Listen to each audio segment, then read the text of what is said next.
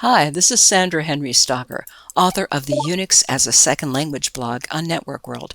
In this Linux tip, we take a look at the whereis command. It's a command that will tell you where the executable and the man page exist for some particular command. For example, if we type whereis, we get a response like this. We see the man page is over here, and the executable itself is in the user bin directory.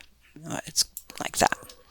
Now, if we type whereis enable, on the other hand, we're going to get a different response. Here we see only a man page entry, and that's because the enable command is a bash built-in, so it doesn't have its own executable.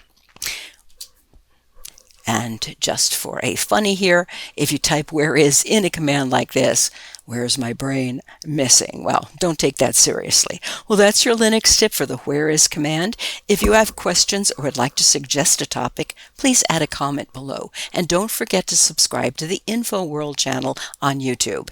If you like this video, please hit the like and share buttons. For more Linux tips, be sure to follow us on Facebook, YouTube, and networkworld.com.